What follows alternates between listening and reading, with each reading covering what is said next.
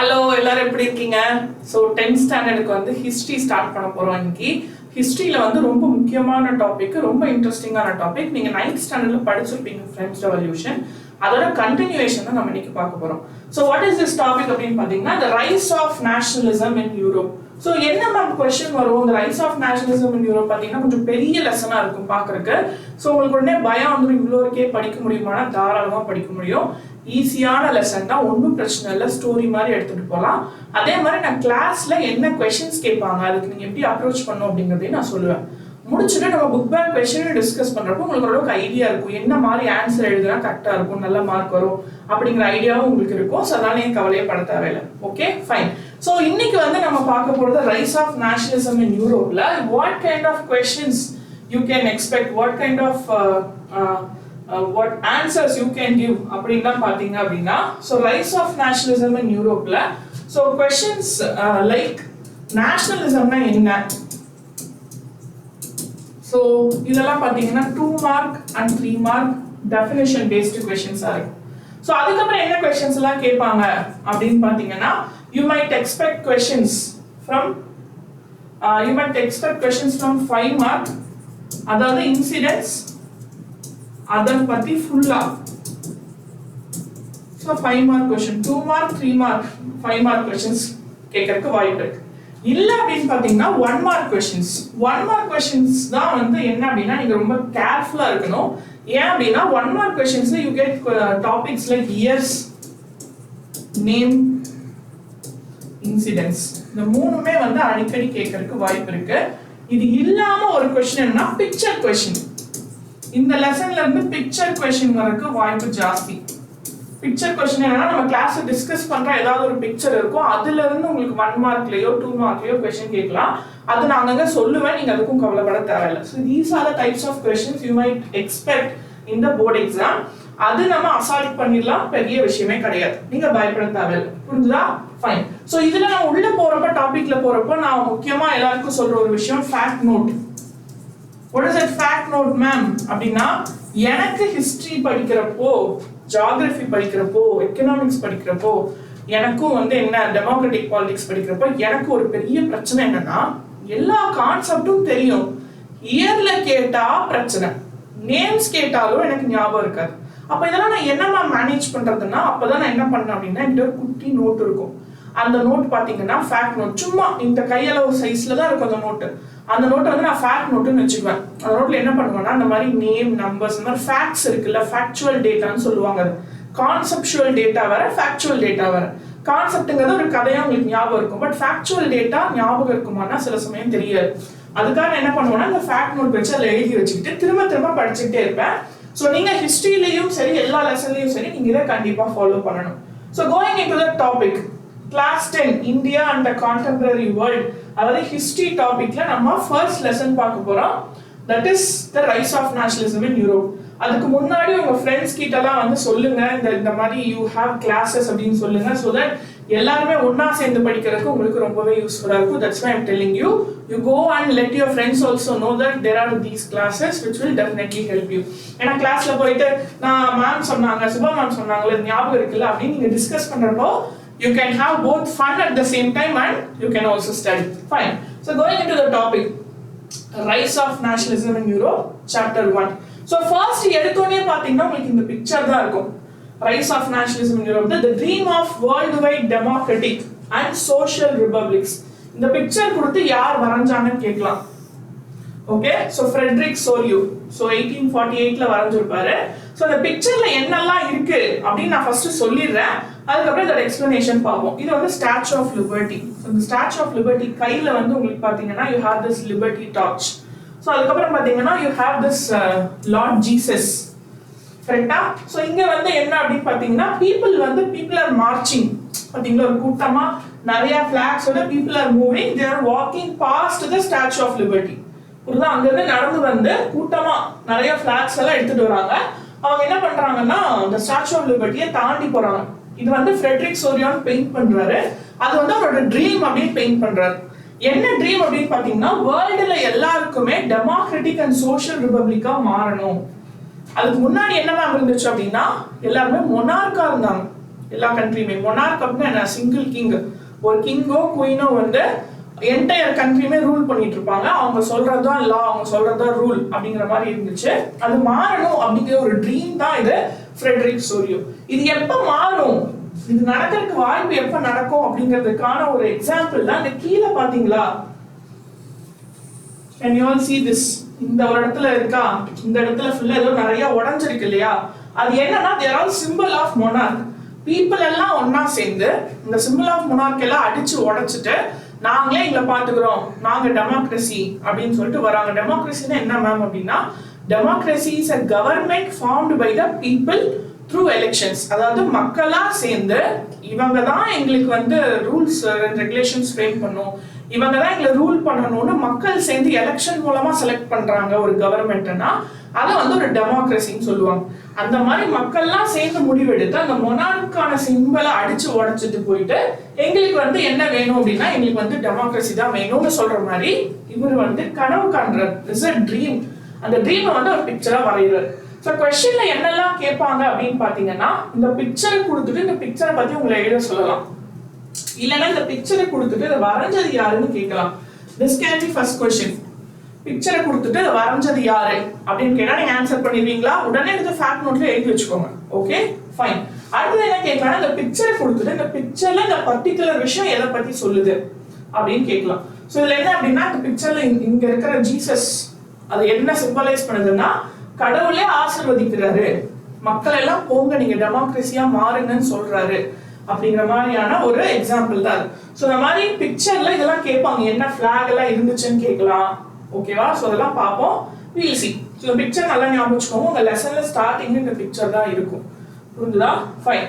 So the print shows that the people of Europe and America, men and women of all ages and social classes marching in a long train, offering homage to the Statue of Liberty. அது என்னது?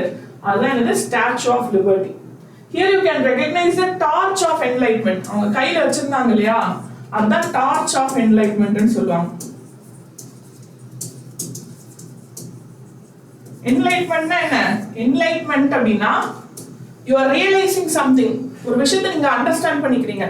மக்கள்லாம் சேர்ந்து எங்களுக்கு monarch ஒத்து வராது, எங்களுக்கு வந்து democracy தான் வேணும்னு சொல்றாங்க இல்லையா, அதுதான் என்னது? என்லைட்மென்ட்.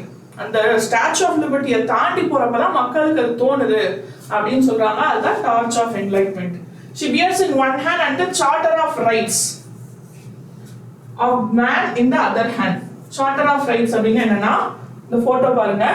ஸோ இந்த கையில அவங்க வச்சிருக்காங்க இல்லையா, அதான் Charter of Rights. What is this Charter of Rights அப்படின்னு பாத்தீங்கன்னா, Charter of Rights is nothing but list of rights that a man should have. ஒரு மனுஷனுக்கு என்னென்ன ரைட்ஸ் இருக்கணும் அப்படிங்கிற லிஸ்ட் தான் அந்த Charter of Rights. புரியுதா? அதே மாதிரி வேர்ல்டுல இருக்கிற எல்லாருமே சேர்ந்து அவங்க எல்லாம் எங்களுக்கு டெமோக்ரஸி தான் வேணும்னு மார்ச் பண்ணி போறாங்க. அதுக்கு மேல வந்து ஜீசஸ் கிரைஸ்ட், செயின்ஸ் எல்லாம் இருந்து ஆசீர்வதிக்கிறாங்க. So that is given here. Christ, saints எல்லாம் இருந்து they are giving their blessings. Okay, so this symbolizes, the artist to symbolize fraternity among the nations. உலகத்துல இருக்கிறவங்க எல்லாம், what is fraternity அப்படின்னா brotherhood. All Indians are my brothers and sisters நம்ம சொல்றோமா, national பிளேஜ் சொல்லுவீங்க இல்லையா, அத சொல்லுவீங்க all Indians are my brothers and sisters அப்படின்னு சொல்லுவீங்க. அதான் fraternity-ய symbolize பண்ணுது அப்படின்னு சொல்றாங்க. Nationalismனா என்ன? This can be a question. What is nationalism? Okay, so what is nationalism? Nationalism is a feeling of belonging and loyalty that causes people think of themselves as a nation. Okay, what is nationalism? நான் வந்து ஒரு கண்ட்ரியை சேர்ந்தவன், இந்த people எல்லாம் என்னோட people அப்படிங்கிற ஒரு identity உள்ள அவங்களுக்கு உருவாகுது இல்ல, அந்த ஐடென்டிட்டி இருந்தா மட்டும் பத்தாது, நான்லாம் அந்த கண்ட்ரியில இருக்கு அப்படிங்கல, அந்த கண்ட்ரிக்கு லாயலாவும் இருக்கணும். So that is what you call it as nationalism.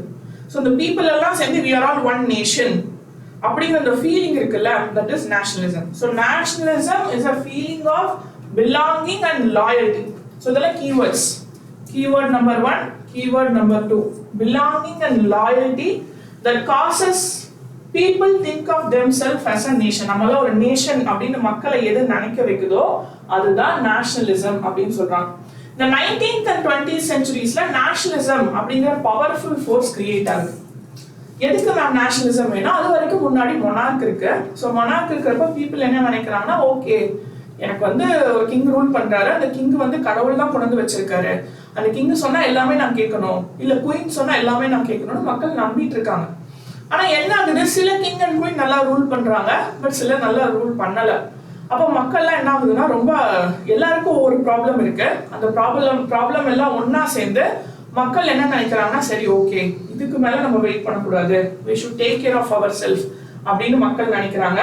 So that is when you call it that people have the sense of nationalism. அதே மாதிரி people எல்லாம் சேர்ந்து அந்த nationalism feeling கூட சில விஷயங்கள் பண்றாங்க. That changes monarch to democracy. So அததான் அந்த இதுதான் நம்ம பார்க்க போறோம். என்ன கண்ட்ரில என்னென்ன நடந்துச்சு, அதனால என்னென்ன உருவாச்சு, how that country transformed into a democratic nation from a or transformed to a republic from a monarchical form of state அப்படிங்கறத நம்ம பார்க்க போறோம். புரியுதா? Yes. So one nation from many separate countries. இப்போ இத்தாலி, ஜெர்மனி இதெல்லாம் என்ன அப்படின்னா, Italy வந்து முன்னாடி ஒரே கண்ட்ரியா இல்ல, சின்ன சின்ன பிளேசஸா இருந்துச்சு. நம்ம அதாவது unification of Italy, unification of ஜெர்மனின்னு படிப்போம். ஏன் யூனிஃபிகேஷன்ங்கிற டாபிக் கொடுத்துருக்காங்கன்னா, குட்டி குட்டி வேற வேற நேஷன்ஸா இருந்ததா ஒன்னா சேர்த்து ஒரு கண்ட்ரியா மாறுச்சு. ஸோ அதுவும் நடந்துச்சு.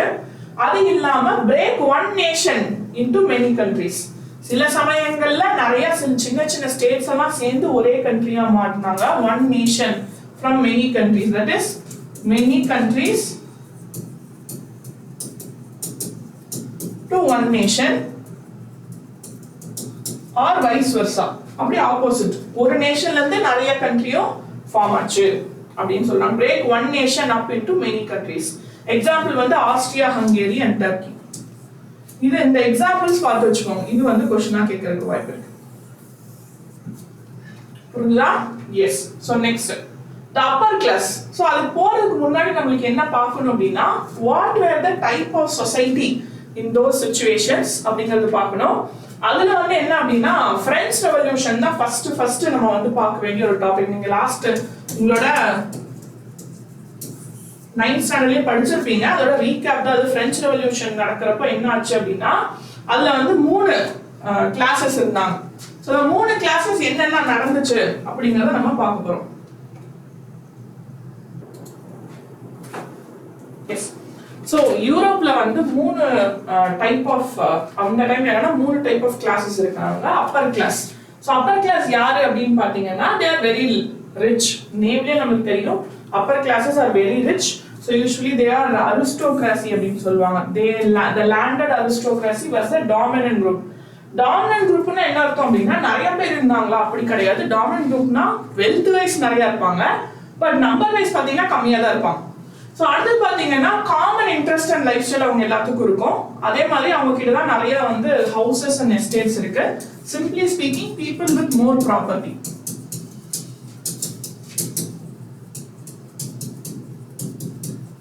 But less in number. சரியா? ப்ராப்பர்ட்டி வைஸ் அவங்க நிறைய இருந்தாலும் நம்பர்ல பாத்தீங்கன்னா அவங்க ரொம்ப கம்மியா தான் இருப்பாங்க. So that is the one we call it as upper class.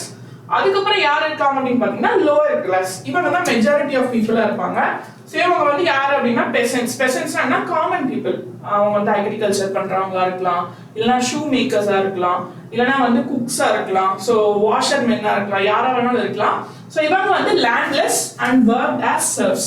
serfs அப்படினா என்ன அப்படினா, இந்த ஃபர்ஸ்ட் கிளாஸ் பார்த்தோம் இல்லையா, அப்பர் கிளாஸ் பார்த்தோம் இல்லையா, சோ அவங்களுக்கு சப்போர்ட் பண்றவங்க, அவங்களுக்கு அசிஸ்ட் பண்றவங்களா இருக்காங்க. சோ இப்போ இந்த மாதிரி இருக்கிற டைம்ல என்ன ஆகுது அப்படின்னா, 18th செஞ்சுரி வரைக்கும் அந்த நேஷன் ஸ்டேட் அப்படிங்கிற கான்செப்ட் இல்ல. சோ இந்த அப்பர் கிளாஸ் வந்து கிங் ஆர் குயினோட வந்து கை கொடுத்துட்டு என்ன பண்றாங்கன்னா, அவங்க எல்லாம் வந்து they are very rich, they are becoming even more richer.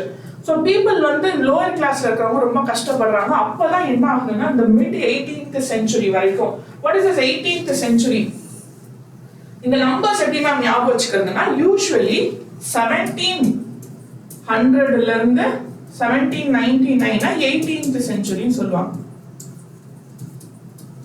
அப்படின்னா என்ன அர்த்தம் மேம் அப்படின்னா, இப்ப நம்ம எந்த நம்பர்ல இருக்கோமோ அதுக்கு அடுத்த நம்பரை எடுத்து செஞ்சுரின்னு சொல்லுவாங்க. இப்போ வந்து நம்ம 2024ல இருக்கோமா, but we don't call it as 20th century, we call it as 21st century. இது நல்லா ஞாபகம் வச்சுக்கோங்க. ஏன்னா क्वेश्चनல செஞ்சுரி கொடுக்கறப்போ நீங்க குழம்பி போயிட கூடாது. 20th century இதை நம்ம எழுத மாட்டோம், 21st century, we are at 21st century. அப்ப 1700 வந்து 1799 18th centuryன்னு சொல்லுவோம். அப்ப இவங்க வந்து till mid 18th century என்ன சொல்றாங்க, 1750 வரைக்கும், அதுதான் till mid 18th centuryக்கு அர்த்தம். 1715 வரைக்கும் அங்க நேஷன் ஸ்டேட்ங்கிற கான்செப்டே இல்ல. பட் பிரெஞ்சு ரெவல்யூஷன் நடந்ததுக்கு அப்புறமா என்ன ஆகும் அப்படின்னா, we'll see what happens. French revolution நடந்ததுக்கு அப்புறமா அந்த கான்செப்ட் ஆஃப் ரிபப்ளிக் வந்து என்ன ஆகும்னா யூரோப்ல இருக்க எல்லா கண்ட்ரிக்குமே வந்து மூவ் ஆக ஆரம்பிக்கும். அப்ப அது எப்படி நடந்துச்சு நம்ம பார்ப்போம். சோ உங்களுக்கு வந்து இங்க ஒரு பிக்சர் இருக்கும், நான் என்லார்ஜ் பண்றேன்,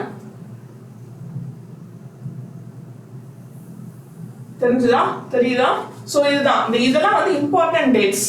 சோ 1750 வரைக்கும் ஒண்ணுமே இந்த நேஷன் ஸ்டேட்ங்கிற கான்செப்டே இருக்காது. அதுக்கப்புறம் தான் என்ன ஆகும் அப்படின்னா இந்த 1700ஸ்க்கு அப்புறம் தான் வந்து பிரெஞ்சு ரெவல்யூஷன் நடக்கும். அதுக்கப்புறம் நெப்போலியன் ரொம்ப ஸ்ட்ராங் ஆயிடுவாரு, நெப்போலியனிக் வார்ஸ் நடக்கும். நெப்போலியன் எதுக்காக வார் பண்ணுவாருன்னா, அவர் மற்ற யூரோப்பியன் கண்ட்ரீஸ் எல்லாம் போயிட்டு அங்க இருக்கிறவங்கள ஃப்ரீ பண்ணணும், அதை ரிப்பப்ளிக்கா மாற்றணும்னு சொல்லிட்டு அவர் போய் வார் பண்ணுவாரு.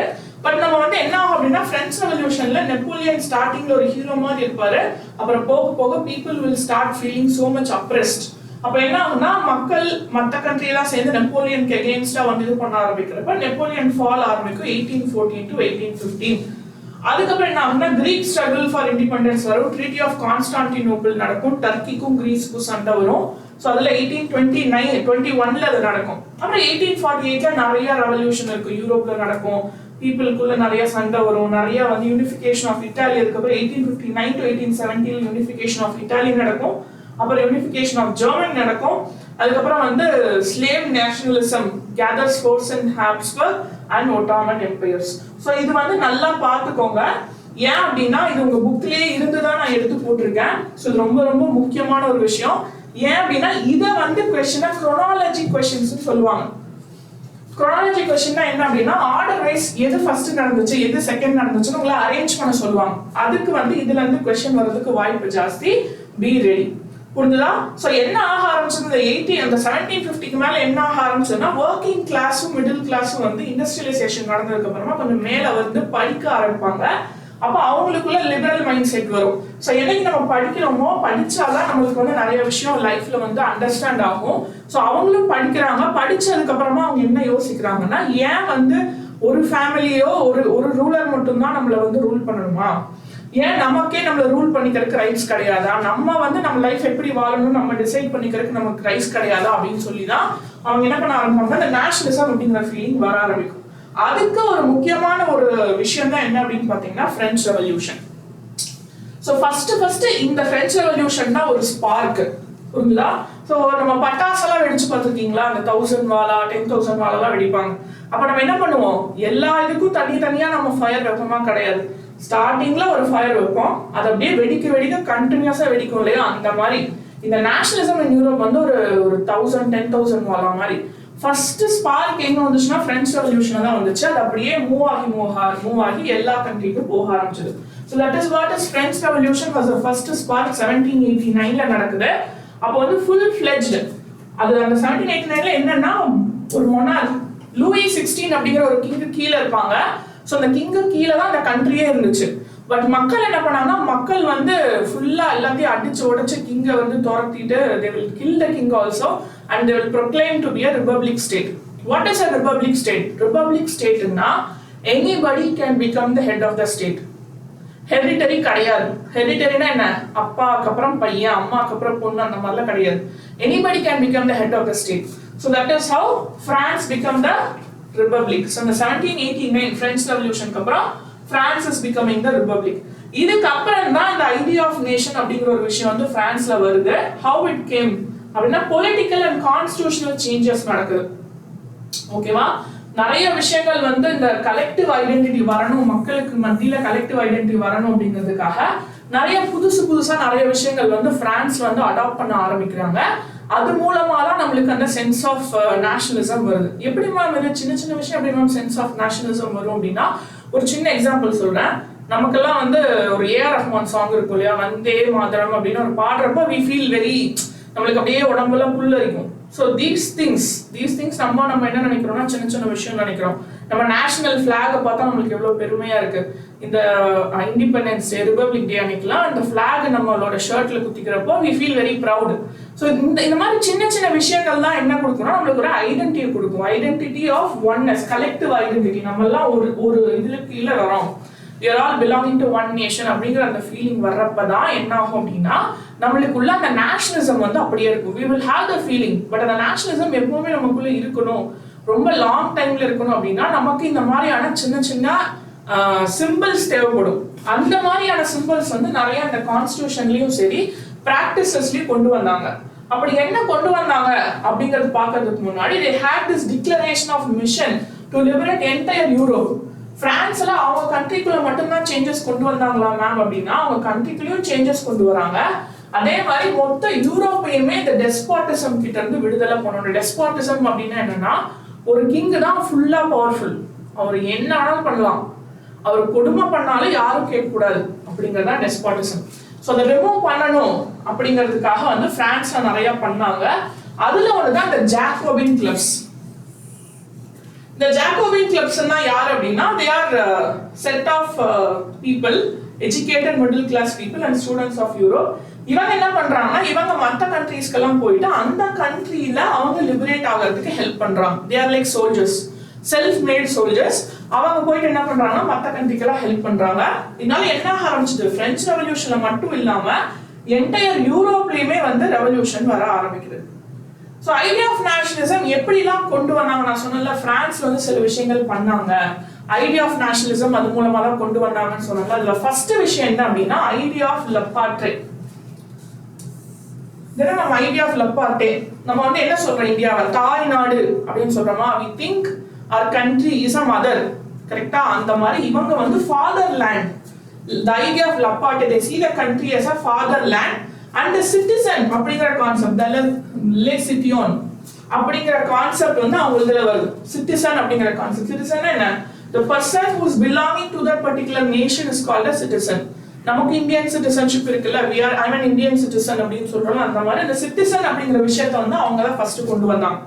அதே மாதிரி நியூ கான்ஸ்டிடியூஷன், முன்னாடி இருந்த கிங்குக்கு பதிலா இவங்க என்ன பண்ணாங்க, நியூ கான்ஸ்டிடியூஷன் கொண்டு வரணும். அதுல எல்லா சிட்டிசனுக்கும் ஈக்குவல் ரைட்ஸ் இருக்கணும், யாரும் மேல கீழே கிடையாது, எல்லா சிட்டிசனுக்கும் ஈக்குவல் ரைட்ஸ் இருக்கணும் அப்படின்னு கொண்டு வராங்க. ஃபர்ஸ்ட் என்ன பண்றாங்க, இந்த ஐடியா ஆஃப் லெப்பார்ட்டே, அதுக்கப்புறம் le citoyen, அதுக்கப்புறம் என்ன வருதுன்னா அடாப்ஷன் ஆஃப் நியூ கான்ஸ்டிடியூஷன் கொண்டு வராங்க. அதே மாதிரி ட்ரை கலர் ஃபிளாக் ஒன்று கொண்டு வராங்க, பிரெஞ்சு ஃபிளாக். முன்னாடி இருந்த ராயல் ஸ்டாண்டர்ட்ஸை ரீப்ளேஸ் பண்ணிட்டு பிரான்ஸ் வந்து அவங்களுக்கு ஒரு ட்ரை கலர் ஃபிளாக் கொண்டு வராங்க. நான் சொன்னல நம்ம கண்ட்ரிலையுமே நம்ம நேஷனலிசம் ஃபீலிங் நம்ம வந்து எதெல்லாம் பார்க்குறப்ப நம்மளுக்கு ஒரு ஒரு ஃபீலிங் ஆஃப் ப்ரௌட்னஸ் வருது இல்லையா, நேஷனல் ஆந்தம் பாடுறப்போ, நேஷனல் ஃபிளாகை பார்க்குறப்போ. ஸோ இதே மாதிரி இங்கேயுமே என்ன, அவங்க வந்து பிரெஞ்சை வந்து ஒரு அவங்களோட நேஷனல் லாங்குவேஜாவும் நியூவா ஒரு ஃபிளாகையும் கொண்டு வராங்க. அதே மாதிரி நிறைய song, new hymns were composed, oaths were taken. அதே மாதிரி மார்டியர்ஸ், அதாவது மார்டியர்ஸ்னா யாருன்னா people who die in war or revolution. அவங்கள வந்து அந்த நேஷன் வந்து ரொம்ப மனசார வந்து எப்பவுமே நினைச்சுக்கணும் அப்படிங்கிற மாதிரி நிறைய பாட்டு அதெல்லாம் வந்து கொண்டு வராங்க.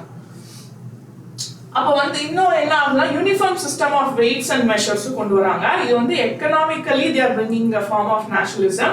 சென்ட்ரலைஸ்ட் அட்மினிஸ்ட்ரேட்டிவ் சிஸ்டமும் ஃபார்மலைஸ் பண்றாங்க. ஸோ பிரெஞ்சை வந்து என்ன பண்றாங்கன்னா நேஷனல் லாங்குவேஜா மாத்துறாங்க. ரீஜனல் டயலெக்ட்ஸ் இருக்கக்கூடாதுன்னு சொல்றாங்க. நல்லா பார்த்துக்கோங்க, ரீஜனல் டயலெக்ட்ஸ் இருக்கக்கூடாது. Everybody should use only French so that everybody who are speaking French will become a French citizen. அப்ப என்ன பண்ணா, நீங்க ரீஜனல் உங்களுக்குன்னு லாங்குவேஜ்லாம் பேசக்கூடாது, பிரெஞ்சு பேசுறீங்கன்னா பேசுங்க, பேசினா நீங்க பிரெஞ்ச் சிட்டிசன் அப்படிங்கிற மாதிரி அவங்க என்ன பண்றாங்கன்னா பிரெஞ்சை மட்டுமே நேஷனல் லாங்குவேஜா ப்ரமோட் பண்றாங்க. So imaginary female allegories. So நம்ம பார்ப்போம் அலெகோரிஸ்னா என்ன அப்படின்னா, அந்த கண்ட்ரியை வந்து ஒரு ஃபீமேலா ஒரு ஃபீமேல் ஃபிகர்னா மாத்திட்டு அந்த ஃபீமேல் ஃபிகருக்கு அந்த பிக்சர் இருக்கும், அந்த பிக்சர்ல சில சின்ன சின்ன சிம்பிள்ஸ் வைப்பாங்க. ஸோ அந்த மாதிரி தான் இது. United nations such as Marianne and Germania. So Marianne ஜெர்மானியாலாம் என்னன்னா அலெகரிஸ். ஸோ நம்ம அதெல்லாம் பார்ப்போம், அந்த பிக்சரும் பார்த்து அந்த பிக்சர்ல என்ன இருக்குங்கிறதே நம்ம டிஸ்கஸ் பண்ணுவோம். You need not worry about it. Picture based question நம்ம அந்த டாபிக்லாம் வரப்ப வில் பி சீன். புரிஞ்சுதா? நம்ம வந்து இந்த தியரிஸ் பாக்குறோம்ல, இந்த மூவி போஸ்டர்லாம் வந்துச்சுன்னா அந்த போஸ்டர்ல போயிட்டு இது பாரு இந்த கையில வச்சிருக்காங்க, அப்ப ஸ்டோரி இதுவா இருக்குமோ அந்த மாதிரி அலெகரிஸ்க்கும் சில தியரிஸ் இருக்கும். அவங்க சின்ன சின்ன சிம்பிள்ஸ் இருக்கும், அவங்க கையில ஸ்வாட் இருக்கு அப்படின்னா பிரேவரியை வந்து இது பண்ணுது. அவங்க வந்து செஸ்ட் பிளேட் இருக்கும், அதுல வந்து ஈகிள் இருக்கும், ஈகிள் இஸ் ஸ்ட்ரென்த், அந்த மாதிரி வில் பி சீன். ஸோ அதுவும் வந்து என்ன பண்றாங்கன்னா that is their also bringing. நமக்கு பாரத் மாதா இருக்காங்க இல்லையா, அந்த மாதிரி அவங்களுக்கு வந்து அலர்ஜிஸ் இருக்காங்க. So Napoleonic code, so this one thing important thing. Napoleon வந்து after French Revolution he is bringing something called as Napoleonic Code. ஏன்னா privileges based on birth வந்து abolish பண்ணணும். Napoleonic Codeல first one என்னது? Equality. Privileges based on birth வந்து abolish பண்றீங்கன்னா என்ன அர்த்தம்? It is nothing but equality. அதே மாதிரி right to property was established. Feudal system, அதாவது upper classல இருக்கவங்களுக்கு மட்டும்தான் ப்ராப்பர்ட்டி, நோபல்ஸ் மட்டும்தான் ப்ராப்பர்ட்டி வச்சுக்கணும் அப்படிங்கிற விஷயம் மாதிரி யார் வேணாலும் ப்ராப்பர்ட்டி வச்சுக்கலாம் அப்படிங்கிற ரைட் டு ப்ராப்பர்ட்டி வருது. அட்மினிஸ்ட்ரேட்டிவ் டிவிஷன்ஸ் வந்து சிம்பிளா மாத்துறாங்க. பெசன்ஸ் வந்து சர்வ்டம் அண்ட் மேனோரியல் டியூஸ். சர்வ்டம் அண்ட் மேனோரியல் டியூஸ்னா ஸ்லேவரியும், மேனோரியல் டியூஸ்னா அவங்க சொன்னா இவங்க வந்து வேலை கண்டிப்பா செஞ்சே ஆகணுங்கிற ஒரு கம்பல்ஷன் இருக்கும். நோபல்ஸ் நீங்க படிச்சிருப்பீங்க இல்லையா, clergies, nobles and we have third estate. So அதுல வந்து இந்த நோபல்ஸ் என்ன சொன்னாலும் வேலை செய்யணும் அப்படிங்கிற ஒரு விஷயம் வந்து என்ன ஆகுதுன்னா இந்த நெப்போலியனிக் கோட்ல கேன்சல் பண்றாங்க. Okay, and uniform laws and standardisation of weights and measures introduce ஆகுது. காமன் நேஷனல் கரன்சி அடாப்ட் பண்றாங்க. Guild restriction in towns was remove. What is this guild ரெஸ்ட்ரிக்ஷன்னா, இந்த குரூப் மட்டும் இதை சேல் பண்ணணும், நீங்க வாங்கணும் இங்க தான் வாங்கணும், வெளியே போக கூடாது. அதனால நிறைய ரூல்ஸ் இருக்கும். எக்கனாமிக்கலி ட்ரேட் ரிலேட்டட் ரூல்ஸ் எல்லாம் வந்து என்ன சொல்றாங்கன்னா கில்ஸ் அப்படின்னு சொல்றாங்க. இது வந்து ரிமூவ் பண்றாங்க. Transport and communication system improve பண்றாங்க. அப்படி டிரான்ஸ்போர்ட் அண்ட் கம்யூனிகேஷன் இம்ப்ரூவ் பண்ணாவே என்ன ஆகும்? Definitely trade will flourish. So இந்த காங்கிரஸ் ஆஃப் வியன்னான்னு ஒன்று நடந்துச்சு. ஸோ நெப்போலியன் எல்லாம் பண்ணதுக்கு அப்புறமா என்ன ஆகுதுன்னா நெப்போலியன் மற்ற கண்ட்ரிலாம் போய் ஃபைட் பண்றாரு. நான் சொன்னேன்ல, நெப்போலியன் வந்து ஸ்டார்டிங்ல ஹீரோவா இருப்பாரு, அதுக்கப்புறம் it will fall, he will fall. French revolution நீங்க பார்த்துருப்பீங்க. ஸோ இங்கே என்ன நடக்குது அப்படின்னா இந்த 1815ல என்ன நடக்குதுன்னா காங்கிரஸ் ஆஃப் வியன்னா, பார்த்துக்கோங்க நல்லா, காங்கிரஸ் ஆஃப் வியன்னா 1815 இந்த இயர் கேட்கலாம் 1 மார்க்ல. when did Congress of Vienna take place? ஏன்னா 1850ல என்ன நடந்துச்சு அப்படின்னு கேட்கலாம். 1850ல என்ன நடந்துச்சுன்னா நெப்போலியனை வந்து டிஃபீட் பண்ணிடுவாங்க. Okay, Napoleon will fall. அதுக்கப்புறம் என்ன பண்ணுவாங்கன்னா இந்த காங்கிரஸ் ஆஃப் வியன்னால they will all decide how to separate these land forms. அங்க யூரோப் வந்து எந்த மாதிரி டிவிஷன் பண்ணணும் அப்படின்னு அவங்க டிசைட் பண்ணிருப்பாங்க. சோ இது ஒரு பிக்சர் என்னன்னா planting of tree of liberty ஜெர்மனில. இது வந்து ஒரு சர்காஸ்டிக் பிக்சர். என்ன மேம் சர்காஸ்டிக் பிக்சர் அப்படின்னா இந்த இது இருக்கு இல்லையா, so this is tree of liberty. So tree of லிபர்ட்டிங்கிறது வந்து எந்த கான்செப்ட்ல வந்துச்சுன்னா பிரான்ஸ்ல இருந்து வந்துச்சு. ஸோ ஜெர்மன்ல எழுதியிருக்கும். இதுல வந்து என்னன்னா எங்களை பார்த்து ஐடியா ஆஃப் லிபர்ட்டி நீங்க கத்துக்கோங்க அப்படின்னு சொல்ற மாதிரி பிரான்ஸ் வந்து இது பண்ற மாதிரி.